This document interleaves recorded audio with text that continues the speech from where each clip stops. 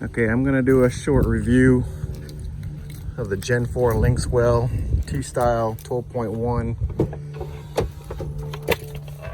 radio that is installed. A few people have asked me for some initial impression review updates, so I'm gonna kind of show you what we got here, going from scratch.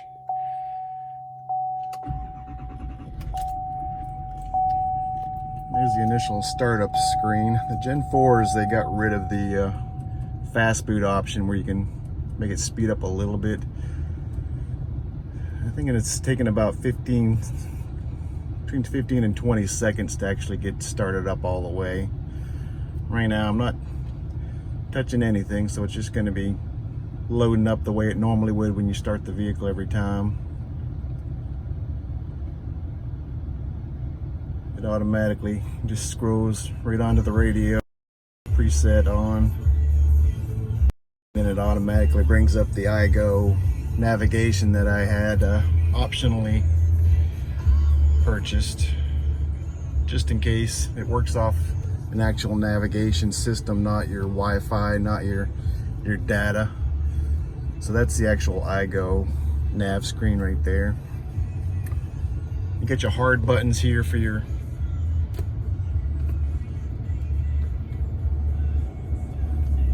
climate stuff. All these work no problem. These are just the basic ones. As you can see, when you touch any of the buttons, the other climate stuff pops up, and then you can turn on your auto. You can do your side to side if you want to do dual, or have the same for both sides, and then it automatically pops back down. As you can see, it's kind of a fast system. I've also got it set up. That's the regular radio station that's here local on my antenna. I've got the tab for the music set up for tune-in radio. That's what I use a lot when I go to the gym. Then while I'm in there on my phone, I can use my local radio station here. I can use that anywhere in the country. Well, I've used it in Hawaii before on vacation, just to hear what the weather was and stuff going on back home, so I knew my house and stuff was safe. A lot of times what I use in the gym is the rock-on station. As you can see, the unit's going pretty fast. Comes right over. You also I've got my video set up for YouTube, comes right up. I do have the unlimited $25 a month Wi-Fi for the truck, so the Wi-Fi is pretty quick. You can see it's pretty fast.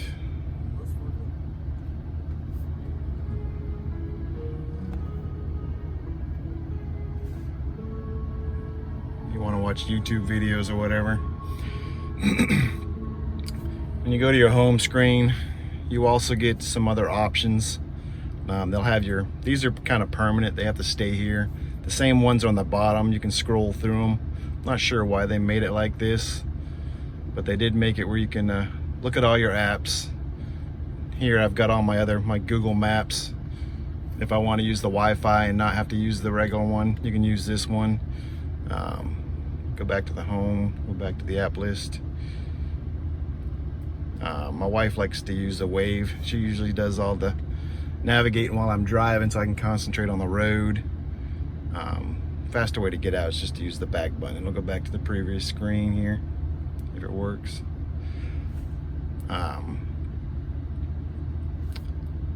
Pretty much any app you find on your tablet or your phones, you can get on here. It's all the same stuff. Another good one you can use if you have like I do and have a hard drive or something like that that's full of old recorded movies.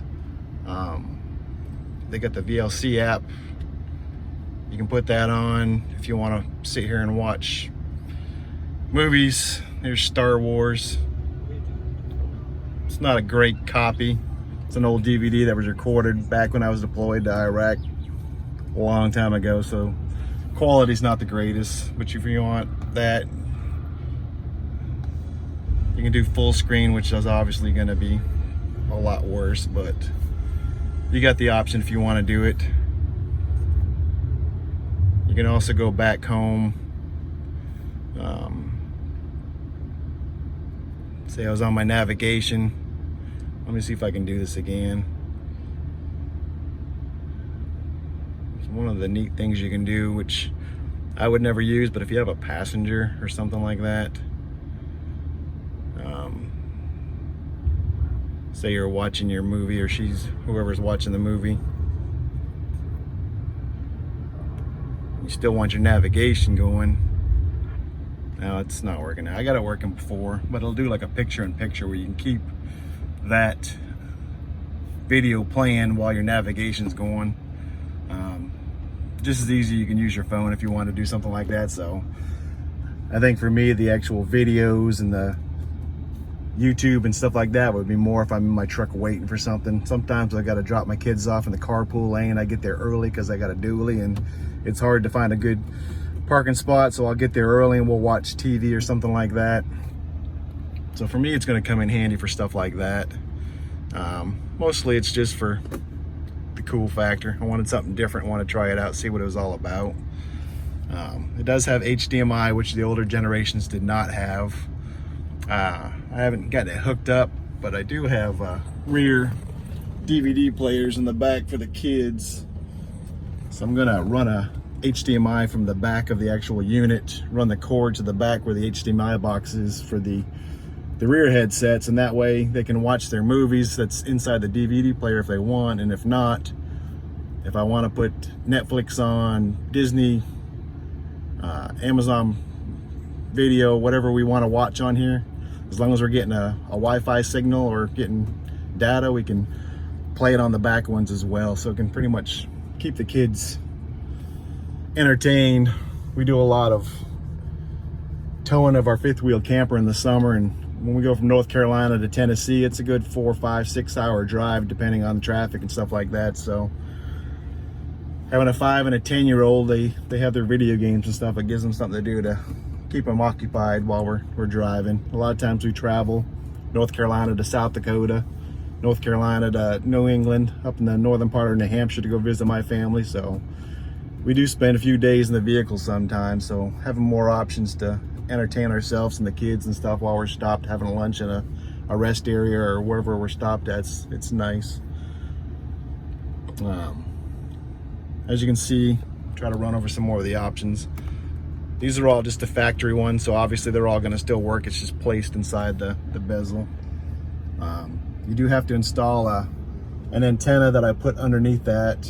You got to put a external mic, because once you take this head unit out, the factory one, then you lose all the factory microphone, the regular antenna for the stuff. They are working on an adapter for XM. I know a lot of people want to keep their XM. They're working on it. They just got to get a licensed adapter to be able to work with this unit. They've shown it to XM. They've got to get it approved. I don't know what the process is, but it's in the works.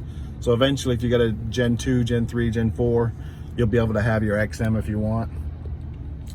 You do lose, if anybody ever uses this, I don't. I just use it to usually watch my transmission temps. But if you do use this to change radio stations or something like that, you're gonna lose all that. It's pretty much gone. I knew that going into it. I don't use it. All I use it for, I think it's the same for your phone, same for the navigation, obviously, because your factory head unit's gone, so the factory navigation is in the head unit, so it's gone. That's all I use anyways, is all my normal stuff for the truck. I don't usually pay attention to the other stuff that's on here. So you do use that. The one big loss for me is the IntelliHall 360 camera system. I had asked on a couple pages, and I had asked on a couple YouTube where they have instructional videos. I had asked, and I was told that the IntelliHall 360 cameras work with this. That's true, and it's false. The actual IntelliHall module does not work. That plugs into the back of the factory radio. This aftermarket one does not have the out input for that plug to plug into. So pretty much what you have to do is the radio itself, you can plug in RCA cables for front, side, and rear cameras on top of the reverse. But what I'm gonna have to do is actually cut my wires for my IntelliHall and change them over from the square plugs to an actual RCA. Little soldering, little crimping, taping. Shouldn't be a big deal, but they also have a pack unit that'll make it work, so when I hit my turn signals, it'll still turn the left, still turn the right on. I'll still have to manually hit a button to turn the front and rear on like you would the IntelliHall. So I'm not actually losing everything. I can still use my cameras. It's just the fact that I just paid all that money for the IntelliHall system, and it's not as compatible as they were saying. You got to do some cutting and splicing to make it work. For me, another issue I have, some other guys don't have it. When you put it into reverse, all right, you can still see all the stuff lines up as normal. I don't know how well you can see it, but there's little lines in the display. Contacted them, they said that's kind of normal because you're going from a factory line that's good quality to an RCA cable, which is naturally just lower quality, so you're going to get a little bit of interference. Not a big deal. I still got my reverse. I'm going to work on seeing if I can get something to shield that a little bit better, but for now it's something I can live with, no problem. It still works. Kind of bright. If you're driving down the highway at night and it's just too bright and you want to rest your eyes, you just hit the tab and you can get rid of the screen. Hit it again, it'll come back on. If you want to dim it, there's a little button up here you can hit and it'll dim it, brighten it back up. So you can change the background. I put my motorcycle on there just to test it out. I've just been messing around with it. Got the Nova launcher. You can use this as your actual home screen if you want. Add more apps, stuff like that, and set it for default for your background that you have, which I'm working on. I'm gonna have all my apps loaded here, and I probably will eventually change it over to this one. For now, I'm still playing with it. Another thing that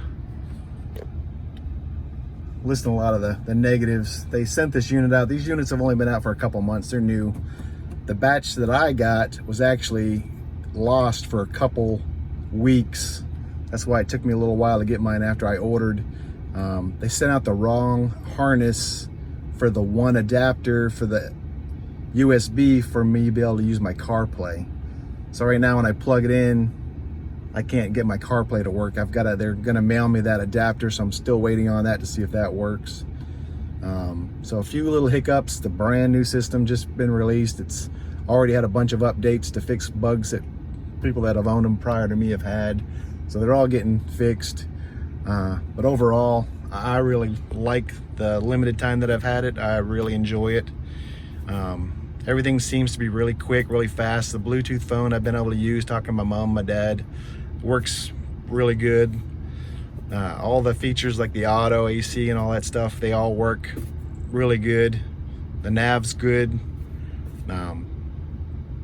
So like I said, pretty much so far, I'm pretty happy with it. I've heard some other people say they don't work. And this is not the Phoenix where it has all the rainbow lights around all the knobs and all that other stuff. To me, that kind of looked a little on the cheap side. Those are a cheaper unit. You don't have to pay as much as the Linkswell are, but to me the Linkswells just seemed like a more solid, more factory looking radio unit than the Phoenix. And then all the negative reviews I've heard on the Phoenix, trying to get any kind of customer service.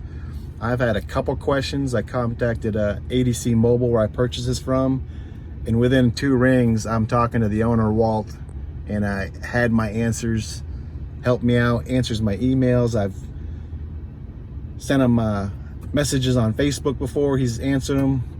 So the customer service already in just a little bit of time that I've owned this is top notch. I really like it. So if you're thinking about getting one, this one was a little bit more. The regular units right now, since they're new, they're in the $1,200–1,300 range. If you got the Bose, you got to get the Bose adapter, which is another $200–300. And then I paid the optional license unlocked to get the navigation unlocked for $100. So I was in the under $1,700, but $1,600. It's a pretty big chunk of change. But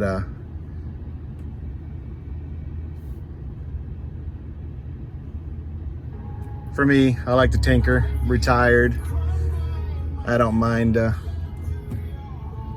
adding all these kind of things. Probably dragging this video out because I keep stopping when I'm looking at something, trying to figure something out. The sound sounds great. It is definitely louder than the factory was.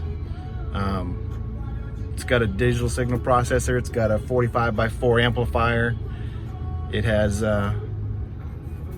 EQ. So if you want to change all that stuff, like I said, this is a new system, so I'm still trying to figure it out myself. Get your EQ here. You got the presets. I've just been using the rock preset. I haven't messed with the adjustments at all, but all the other stuff works instantaneously. It's pretty nice. Any other questions? If the video didn't explain it, go ahead and ask. If I can help you out, I'll try to. If not, then that's pretty much all I got on it. Thanks for watching.